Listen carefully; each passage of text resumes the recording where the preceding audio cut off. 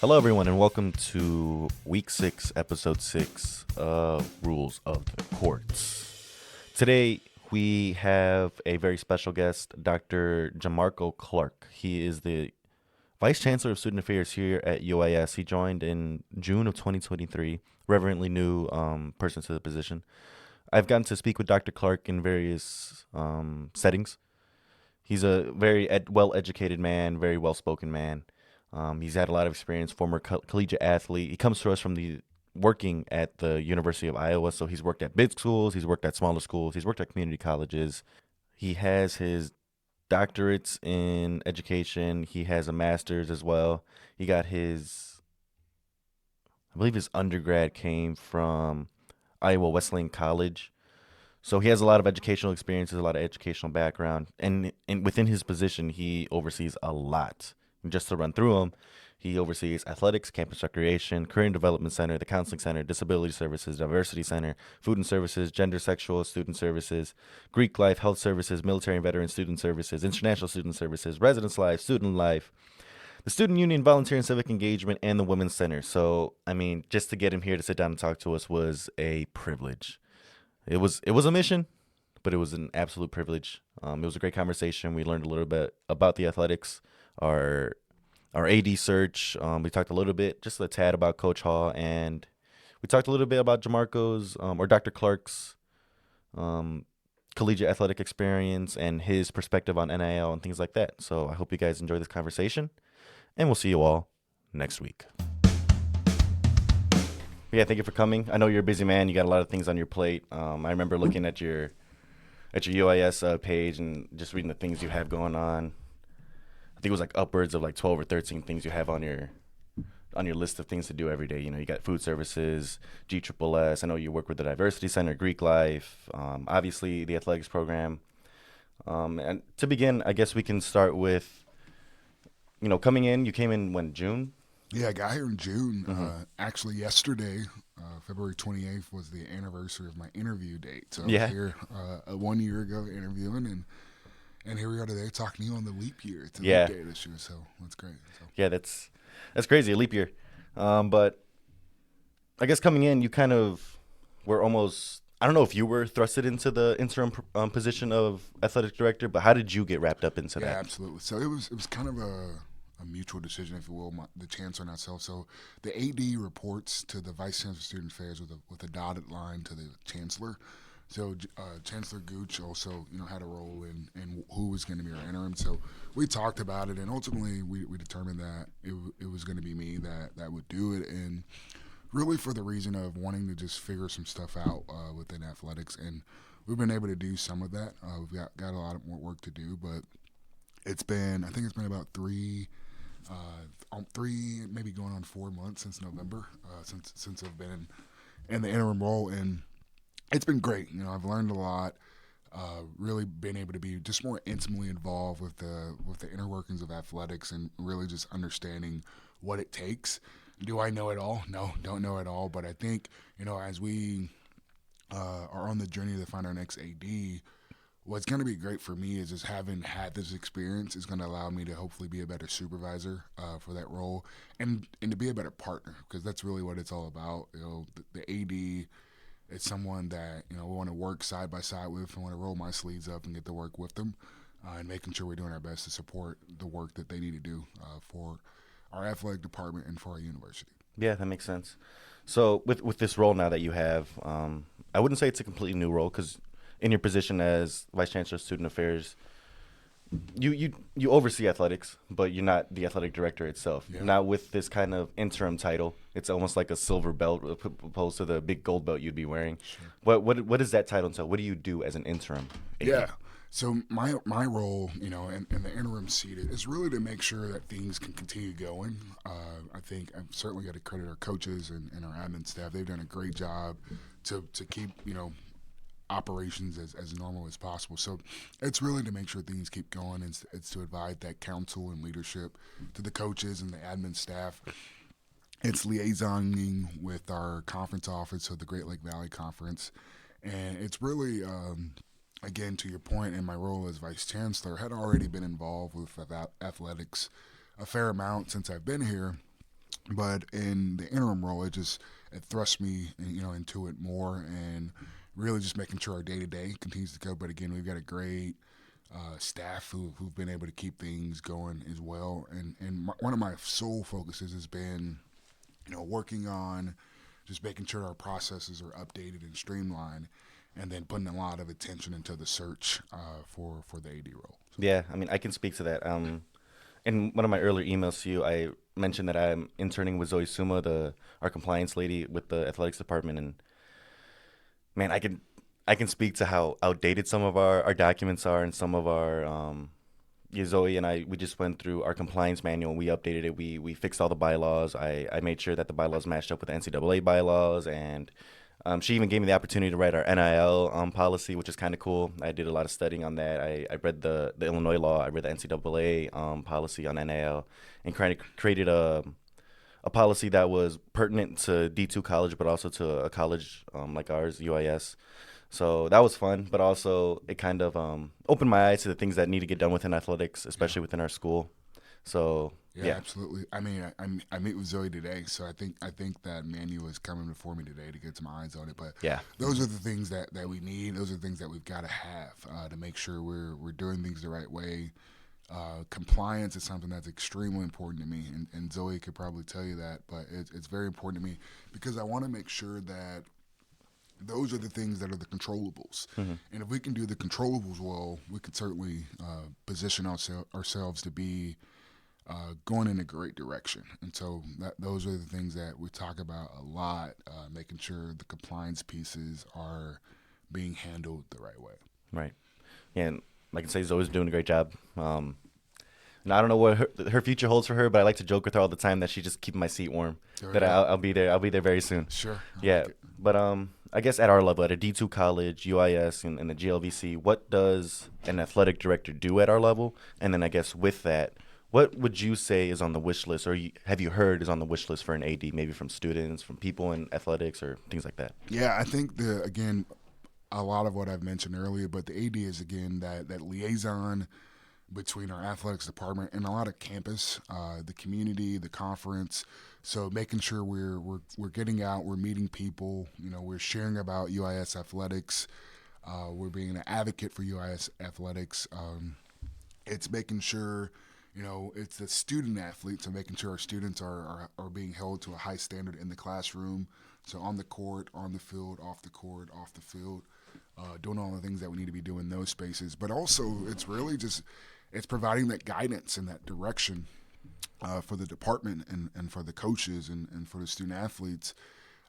That the AD is certainly someone who has got to be a connector, someone who just enjoys the sport, number one, and in all the sports, but just enjoys connecting people and always doing their best to advance the work of those in their department.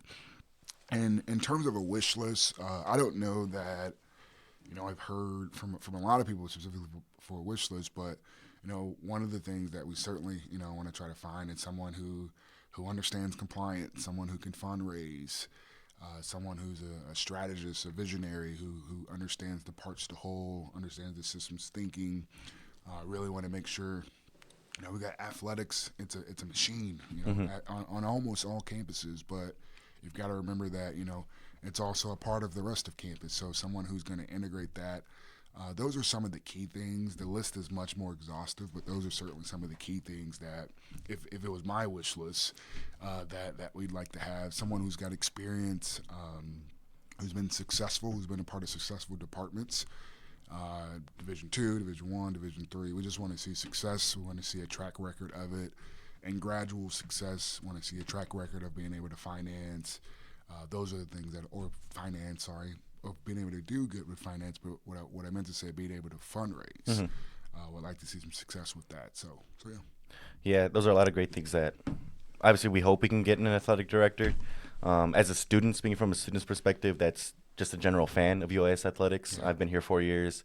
I've grown pretty tight relationships with a lot of athletes, and just a good fandom of their performances. So I think having an athletic director that can, one, like you said, fundraise well, so that way our athletic program is well funded, and, well, I just put on the pedestal that I think it should be, but also one that recognizes that our program is kind of on a pedestal already. We have a golf program that just won the GLVC last, or 2 years ago, or was it last year?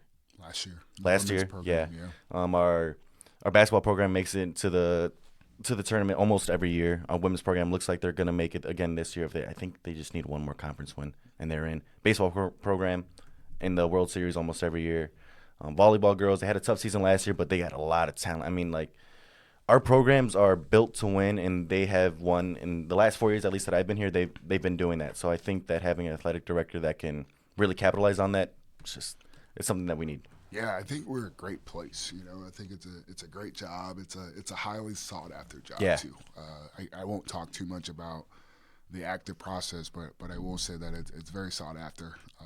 We're getting a lot of interest, and I feel confident that we'll find that person who will lead us to our next era, if you will, Hmm. of UIS athletics. I think the other thing that's important to your point is that we need people like you. We need students who want to come out and see it. That's the piece that I can't say that it's missing, because we certainly see support from our students, but I'd like to grow that for sure. UIS as a university is young. Hmm. UIS athletics is young as well, Yeah. right? And especially in this D2 era. So we've got some unique opportunities before us to do some really cool stuff, and so hopefully we're able to make that happen. Yeah. Speaking of our fandom, I mean, there are some games where the basketball stands look full, and there's some games where it looks like we're on winter break. I mean, I try to be there as much as I can, and I try to be the ruckus fan that will maybe call out the ref on their missed calls and stuff like that. But I think the blue crew sometimes looks a little bare. But I think that if we continually develop our programs and really publicize the successes of our programs, it's just gonna be more up from there. Yeah, absolutely. I think we've just got to continue to work at those things. One of the things we did this year, and I think we had cheer last year, but Hmm. just invested in it some more Yeah. this year, and they've been doing a great job. Yeah. I've been really impressed with the work that they've done, and so it's stuff like that where we want to continue to build at that. One of the things I love that they do is the fight song Yeah. before the games, but it's those little things that add up and become big things. So again, I'm very confident we'll get to where we want to be. So, Yeah. yeah. But with I guess with the program like UIS, a D2 program, some would see UIS as kind of a stepping stone for people to get to higher positions, which makes sense. But I think this can really be just a testament to our ability to create programs that one garner attention and that win. That's the big thing, is that we win a lot. So people see that we win, they want to take our coaches, they want to take our ADs, they want to take our compliance lady, things like that. They're looking at us as a winning program and saying that we have a lot of tools that they can take from us. How can we ensure that, one, that we have our athletics positions set, and that it's not just a revolving door of people, while also ensuring that people aren't missing out on opportunities? Yeah, I think we got to understand that athletics is such where if you're doing good, no matter where you are. I mean, look at the Division 1 level. When Yeah. when they're doing good at Division 1, NFL comes calling. If we're talking football, if they're doing good at Division 1, that's a lower school. One of the Power 5 conferences Hmm. come calling. So if someone's doing good, they're likely to get those opportunities. And so I'm really big on this concept of being where your feet are. And so we've got a job that's before us, right? And so let's do it as good as possible while we're there. I think as an AD, as a vice chancellor, you've got to know in certain roles the door will revolve. There are certain roles you don't want it to revolve, though, and I think the AD role, you want to be able to keep your head coaches in place for as long as you can, because that continuity certainly helps. But I think it's often a compliment Hmm. when people want to come and get your staff that's been doing a pretty good job, and when you can, you do your best to try to keep that in place. But ultimately, the world of sports is a business, right? And Hmm. so we've got to make sure that we always remember that, and we're in the business. We're in the business of college athletics. So I think there are certainly things that we can do to continue to advance and just be better as a department.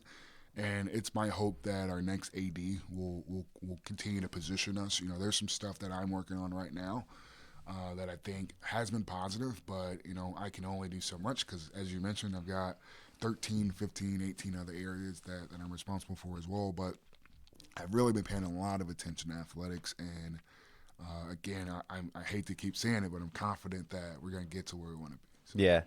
I mean, just speaking in recent news, our head coach Adam Hall left, and last or 2 weeks ago, I had Luis Flores, soccer player, starter on the defense, here talking about it, and he could only say great things about Adam. You yeah, know, about what he did for our program, how we elevated our recruitment process for the soccer team, and then I asked him about the potential game of UAS versus Maryville next season, and he kind of rubbed his hands together a little connivingly. He's like, "Oh yeah, that's gonna be a good game. We're yeah. gonna come in with a lot of heart, but a lot of some things to prove." Yeah, no, I've got great respect and admiration for Adam, Coach Hall. Very sad to see him go. I was Yeah, actually talking with him a little bit before I popped over this morning, and then today's his last day, so we'll have our wrap up meeting this afternoon. But great respect for Adam. Maryville did what we were just talking about, right? yeah, They came and got one of our best coaches, and did not want to see Adam go. But I'm very happy for what he will be able to do there. I believe the game is October 18th or 21st, oh, it's already but penciled in. absolutely, we've got it. We got to put a star on that We've one. got it circled. It's there, so we'll be making the trip up to Maryville and let Adam know that I'm very happy for him. I wish him the greatest success, except for that game. Yeah, Coming after them that game. So yeah, I mean, a great coach. Took a program that was not as great, middle of the road, if you will, and elevate it to be a perennial power in the conference. And hopefully we're going to be able to keep that momentum going. We've just wrapped up the interviews for the head soccer coach, and hopefully we'll be announcing someone in the next. I'll just say 5 days to give us some buffer time, but really good process. Had a lot of apps. We had 62 wow. applications for the job, so can only hire one though. Yeah, So definitely, again, another role that a lot of interest, a lot of good interest. So we're excited about where we are. So, yeah, yeah, I am too. I think it's going to be a great future for our soccer program at yeah, least. Now, okay, so we got all the big elephants out the room. AD, sure. soccer coach is out of there. Let's talk a little bit more about you. You went to Iowa Wesleyan College. You played football there. Just to read some of your accolades, you were the UMAC first team all conference linebacker, number 2 in the UMAC in tackles, same with the same stat line, leading you to lead the tackles in the OSCAA with 117 in I think this was your junior year. I watched some of your huddle tape. I remember seeing a tape where you hawked down a guy after he ran for 30 yards and your helmet came off and Yeah. you slapped your hands on the ground. I mean, I was like, man, you had the speed and you had the step forward, that I kind of see with great middle linebackers Yeah. back when I used to watch. I'm a Chicago Bears fan, so I know middle Sure. You know linebackers. middle linebackers as Yeah, well. so Yeah. maybe just if you can just talk a little bit about your collegiate athletic experience. Yeah, What was that like? absolutely. It was great. I went to Iowa Wesleyan, which was an NAIA Hmm. located in Mount Pleasant, Iowa. Iowa Wesleyan is now closed, and I'm very heartbroken by that because Yeah. I absolutely love that place. Iowa Wesleyan was my ticket out of a very rough community. I was a product of my environment, and to be able to come to college and play football. It was just the greatest thing ever. We didn't win all the games, Hmm. but I had a lot of fun. I've got best friends that I'll talk to for the rest of my life from my time at Iowa Wesleyan.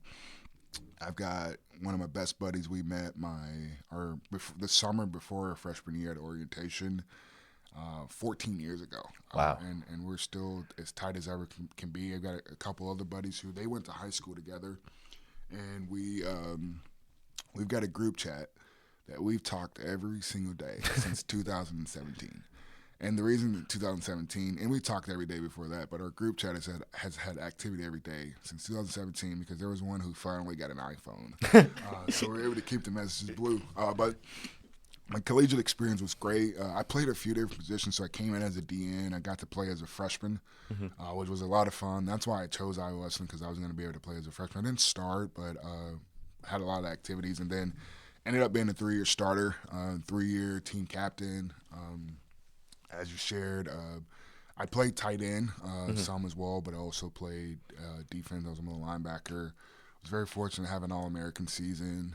That senior year was fun. Yeah. I remember the game that you're talking about. We're playing Olivet and Nazarene, Yep. and I think I was on the left side of the field, and I was at the end, and the guy just broke down the sideline, and I was determined to get him, and yeah, helmet popped off. But that was a fun game, Maple Leaf Stadium in Mount Pleasant, Iowa. But I've got some of my best memories from playing college sports, and that's why like as I do this AD job, right? Like I've played college football. I've also coached college football, and so I've always been connected with athletics at all of my different stops at the various universities I've worked at.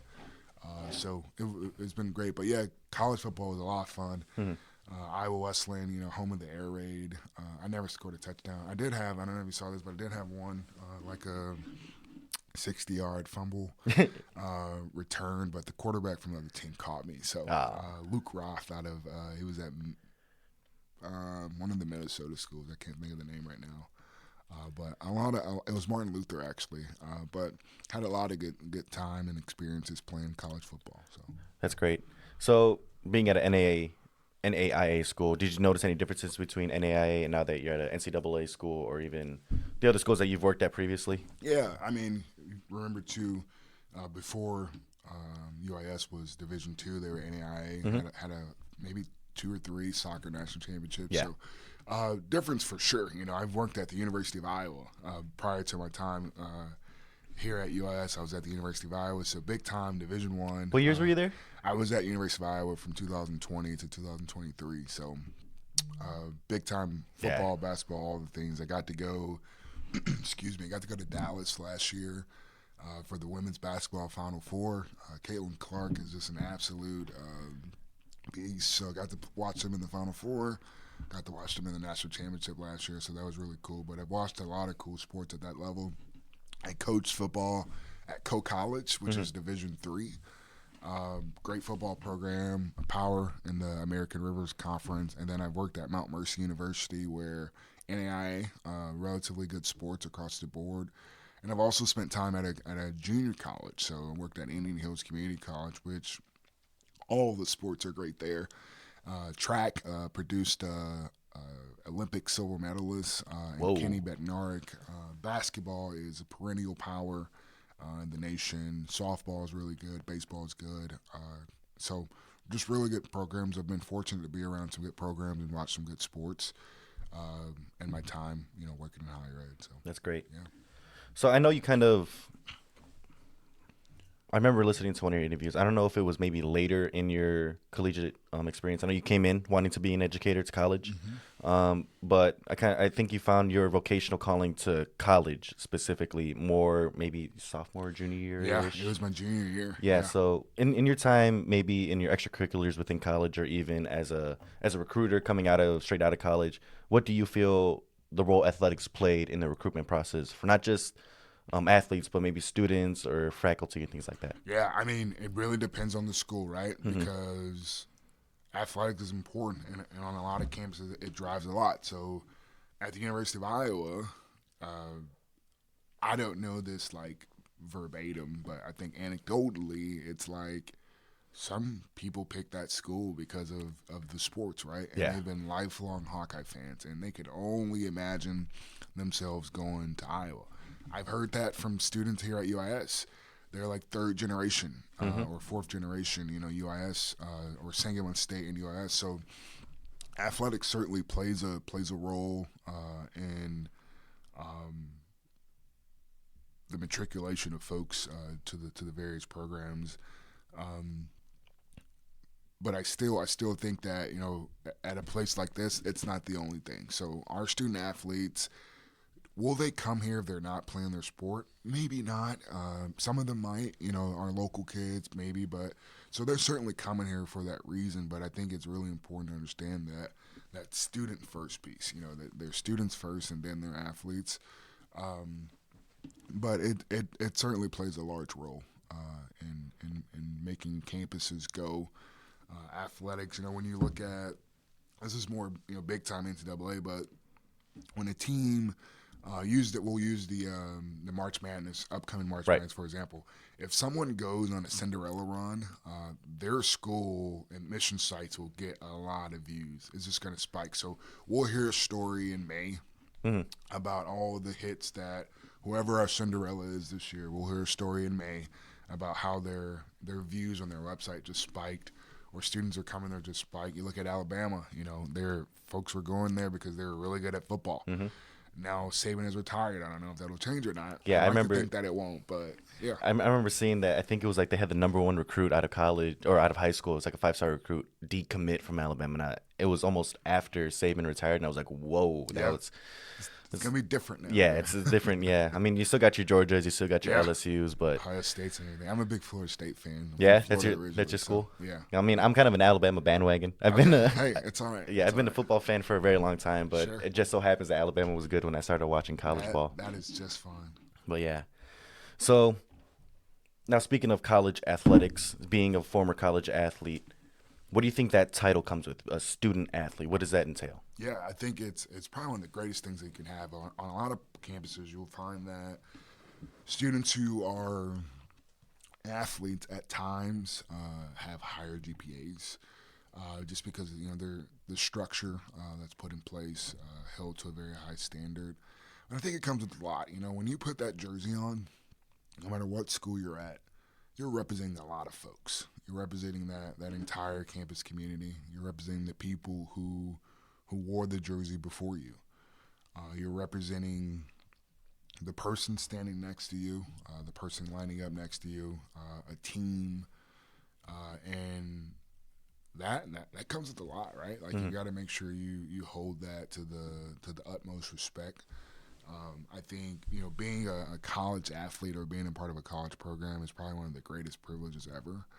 Not a right; it's certainly a privilege, and to be able to play any game, whatever your game is, I think it's a privilege. And so it's always important to me that people, student athletes, and even coaches don't lose sight of that. You got to understand that like we're here for a reason.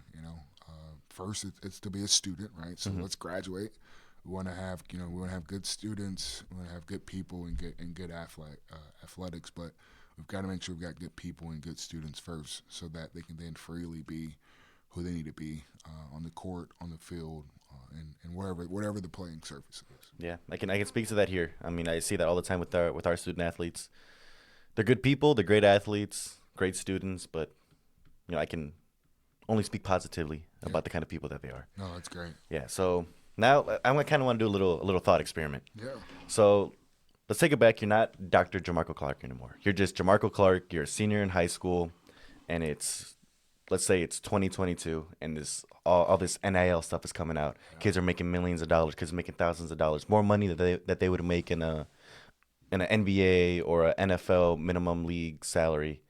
What are you thinking as a college recruit? What are you thinking going into college? Maybe thinking about NAIA versus NCAA or D1 or D2, D3.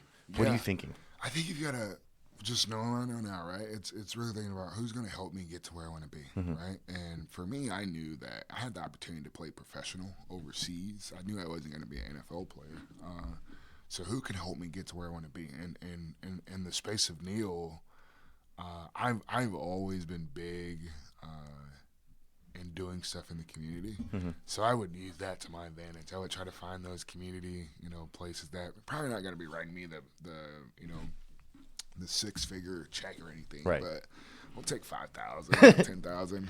Because Some pocket change. for a college student, that'd be a lot. But I don't know. That's a great question, and I like that you called it a thought experiment, because I'm really just thinking like I wouldn't know where to go. Because the other part for me was I was a first generation college student, so that's a beast in itself. Just trying to figure out all the things you need to know to go to college and be able to be successful in college. So I would have to. Hopefully, there's someone out there, who I'd be able to rely on. I was not this big coming out of college. So I was like 185 or like 190 going into my freshman year. And then You look like me playing middle linebacker. Are you yeah, kidding well, me? I was starting at the end, but then I gained all my weight Yeah. instantly. I got on the weights and the college meal plans and everything, and that helped me. But Yeah, I don't know. That's a good question. I'm gonna keep thinking about that one. Yeah. But that's certainly what's before them now. And again, like nil happens at all levels, Hmm. D3 to Division 1, and even junior college. What I've appreciated the most are the kids with the really cool names, Yeah. and like there was one kid who, oh, his name was Dakotas. So he's a football player. I forget where he's at. Maybe in Nebraska, and Uh-huh. he got a contract with the HVAC company. Yep. So it's stuff like that where you got a cool name that could certainly spring something. But if you have a passion for something, that could potentially as well. So Yeah, yeah. you mentioned something kind of that struck a chord with me being first gen college student. As my good friend and my mentor, Justin Rose, would say, you're sitting in the presence of family. Valeria and I are both first gen college students.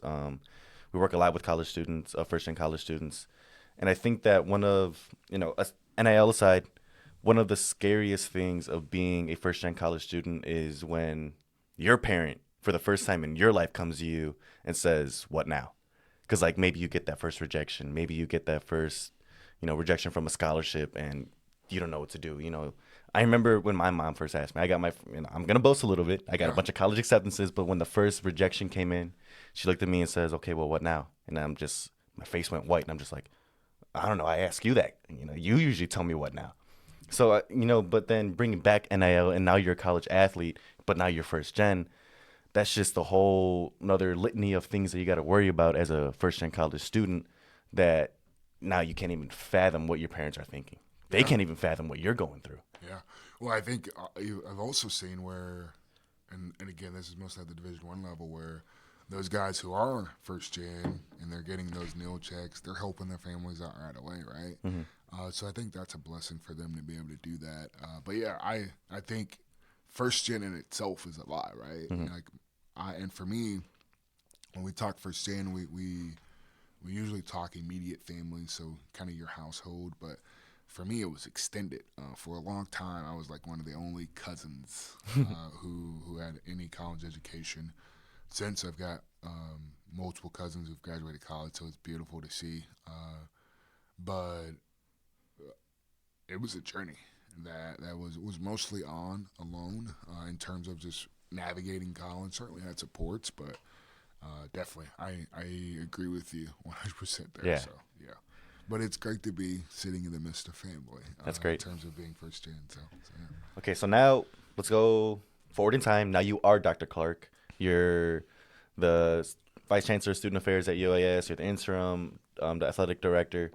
What do you think of NIL now? What role does that play at UIS and at the Division 2 level for you? Yeah, so not a lot of impact for me here. I think we certainly are figuring out. So Hannah Eberhard, our senior associate AD, has been dabbling in the space some. We've been looking at stuff to see, Hmm. how can we set our students up to have the opportunities. You got a lot of schools who are really being forward thinking and helping the students, get what they need and kind of have the resources. So again, will not be something that I'll spend a lot of time on, but as our next AD gets in place, hopefully that's something that we're working at.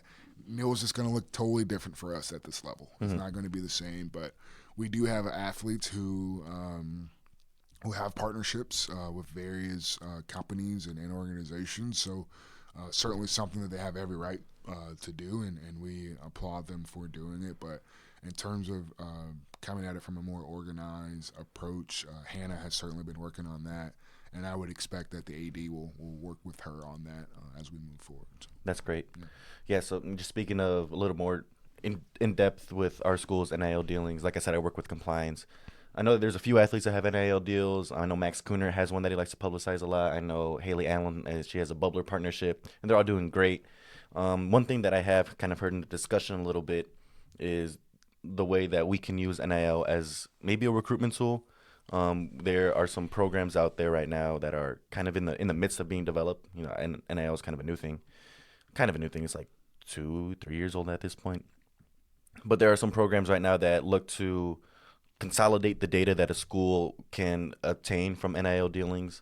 Obviously, confidential data stays away, but like how much students are getting, how much maybe the collective as a school has been able to garner through NIL and use that as a recruitment tool. Kind of threading the line of inducement that the NCAA kind of says almost is pay for play, almost is an NIL inducement to play.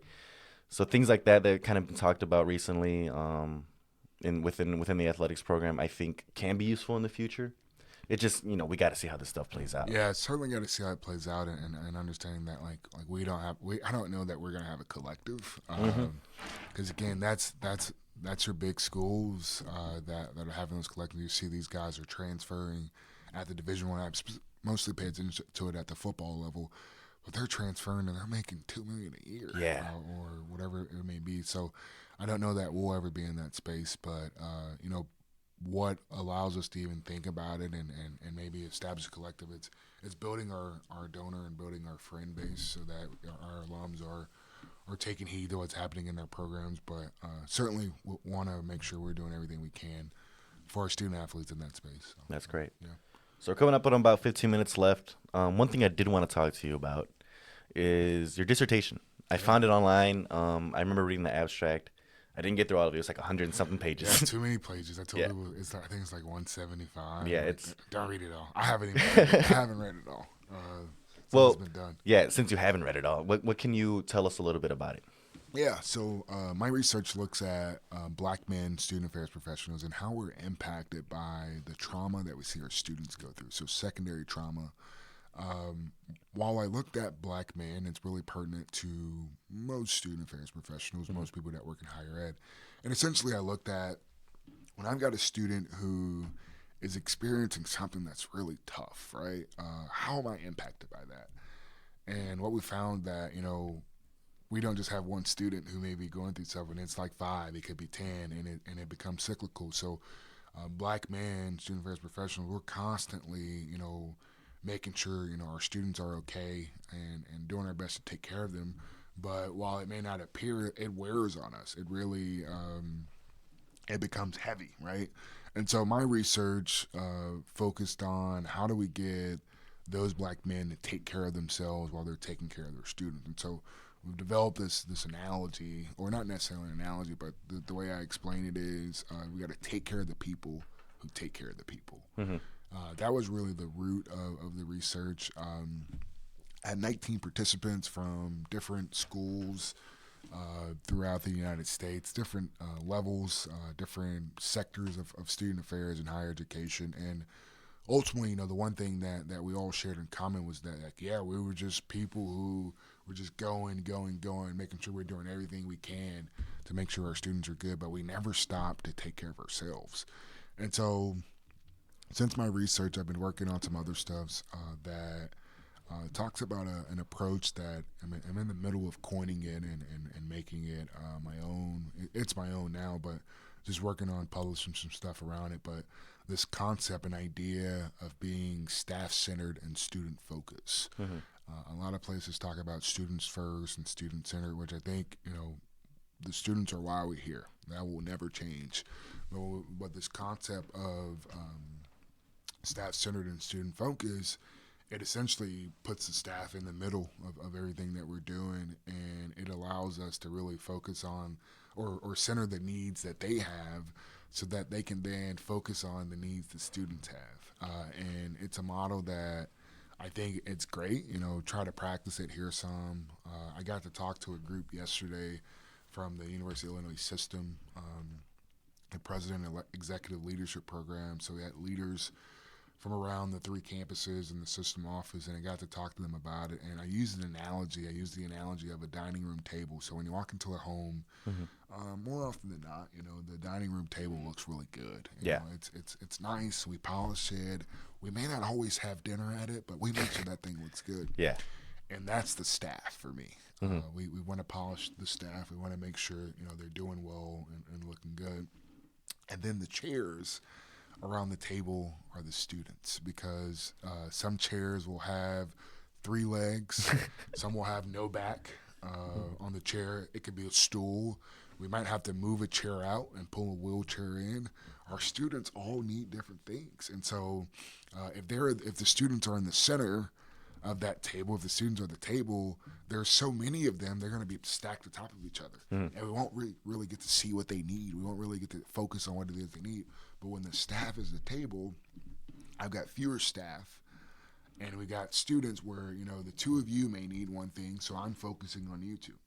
But then there's 10 others who need something else, so I've got staff that focuses on that. So when we talk about my 18 areas, those are the different focal points that we have. And so I'm bumping the table, my bad. No, you're fine.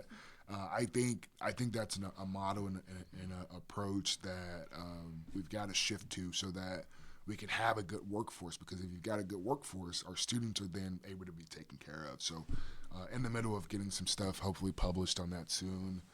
Would like to write a book about it at some point as well. But yeah, that's kind of the ins and outs of my research, and kind of the stuff I'm doing to continue following up on it. So Yeah, that sounds like great stuff. I know you said not to read it, but now you got me interested. I'm sure, probably gonna just read don't it. read it all, but Yeah, or take your time reading it. yeah. I'm I can only speak of. I mean, in terms of being focused and kind of honing in on particular students, I can speak well of a lot of professors and faculty that have been able to do that. So I'm very appreciative of you coming in and being able to do that and bringing that to UIS. So just want to say thank you for that. And I guess with that, thank you, Dr. Clark. It was a great conversation. We've been able to discuss a lot and put a lot on the table for listeners to kind of digest and learn about the athletics program, which you do, the Vice Chancellor's office, and things like that. So thank you. No, thank you for having me. I really appreciate it, and happy to come talk at any time, just to talk about the happenings of on campus. I certainly hope that once our ADs hire, you certainly get them down here to speak with you as well. Yeah. And so yeah, looking forward to watching the stuff that you all do from your show. So Thank you. Yeah. Yep.